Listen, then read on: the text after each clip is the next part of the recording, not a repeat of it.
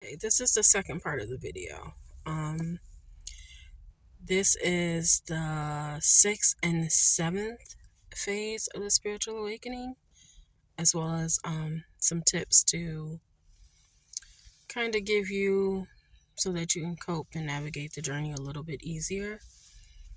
So, recap.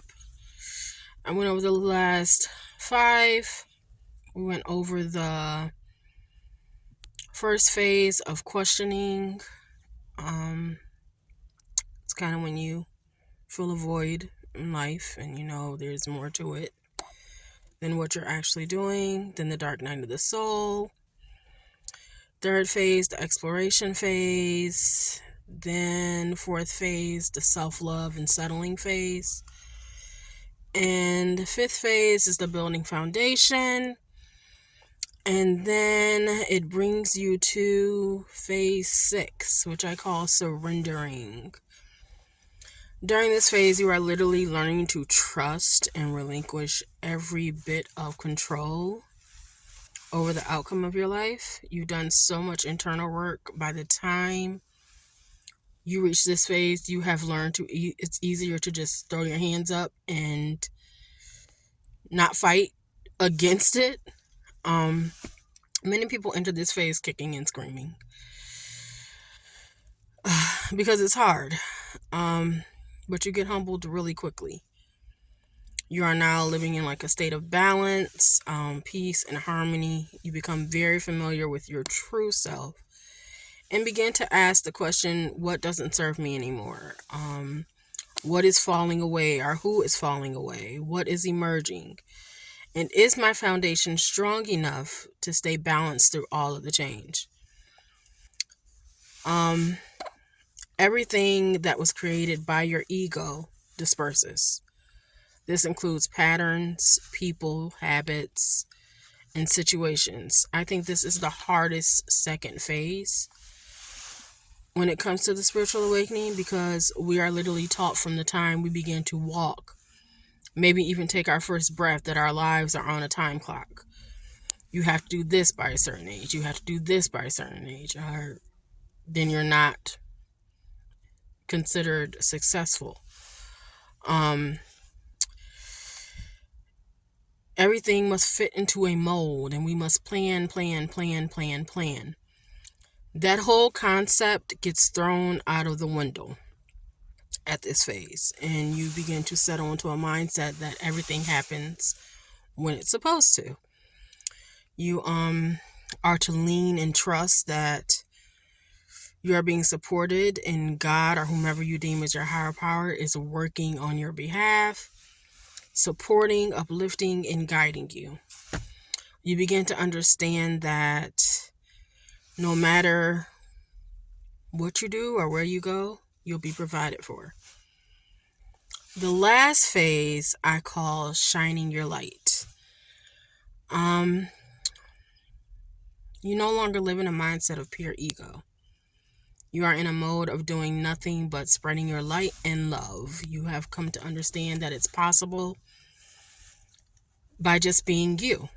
There is no chorusing or debating involved. You simply honor your joy and live in the passion that drives you daily, makes you look forward to waking up every morning.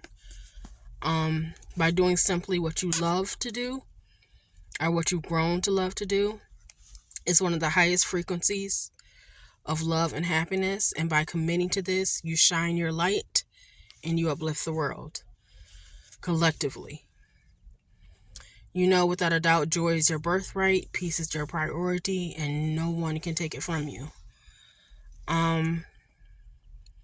That's pretty much the gist of it, like the basics.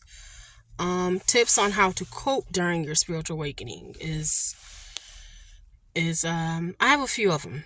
I'm gonna say maybe 7 or 8 main ones that I can suggest. Patience. Patience is a big one. Patience with self, patience with others. Most importantly, again, patience with self. There's a need to understand that there is no destination. It's about recognizing the present and living in the present. Number 2, start journaling. Start journaling.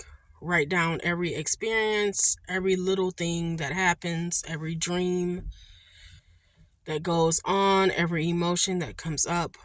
Journal it.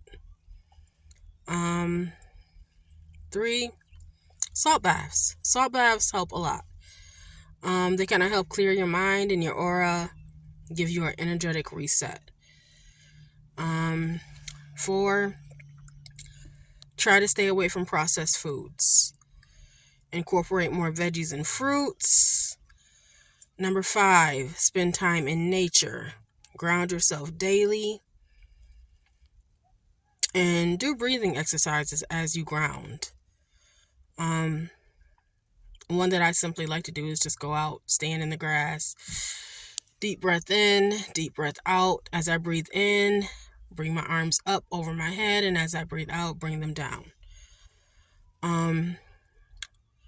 Another one is meditation. Give yourself a set time in the day to just sit with yourself and listen to your body, mind, and spirit. Number 7, allow yourself to feel. Emotions will be all over the place, and some you may be ashamed of. Just own them. They're yours. And lastly, number 8, pace yourself. Don't dive into your shadows and try to bring up every traumatic thing that has ever happened to you, or try to dive into practices and rituals you're not ready for. Words have power, and everything is energy. Don't invite anything into your house because you saw someone else do it. I think that's about it. That's for the spiritual awakening info. Of course, that is just the basic, as I have said. I hope that what I shared has helped you in some way. God bless. Shine your light. I will be uploading more videos in regards to strengthening your intuition, as well as the different spiritual gifts that comes with the different clears. Thank you.